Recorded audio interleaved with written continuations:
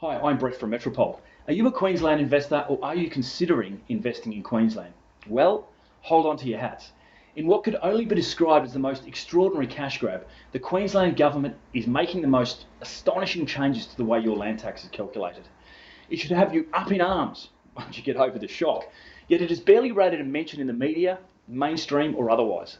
From the 30th of June 2023, your land tax will be calculated by using the total cumulative value of your Australian land.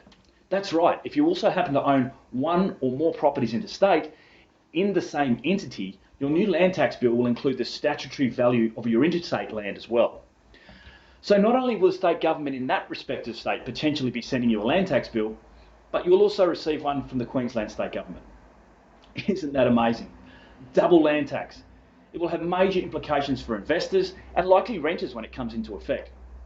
The way land tax is calculated in Queensland at the moment is once your rateable land value as an investor reaches $600,000 as an individual and $350,000 as a company or trustee, you're into land tax territory, and it ramps up higher than any other capital city in the state.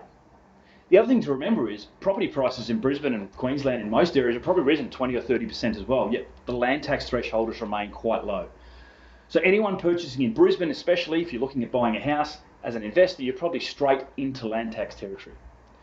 So they're the way we're currently being calculated. But moving forward, and as you can see, there's an example on the state government's website of a person who had a land tax bill in Queensland. They were paying roughly about $1,500 a year. But they also had an asset in Melbourne, which was $1.5 million. And now their land tax bill has skyrocketed to more than $8,000. It's quite extraordinary. It's really going to hurt investors and put a lot of investors off. It's also going to hurt tenants because a lot of these, expenses may be passed on. And if the last 12 months are anything to go by, a lot of the rental properties that are being sold were being sold to home buyers. So they're not going back out onto the rental market either. And again, we're in a huge rental crisis at the moment, and I don't see that changing. So it's quite extraordinary. My advice, if you do hold properties and you do find yourself in that situation, properties around the country, in the same name, speak to a licensed professional. We've got Ken Race at Metropole Wealth Advisor, who's fantastic at this. If you are looking to invest in Queensland, maybe consider changing the entity or buying in a different name to make sure you cancel that, new regulation out.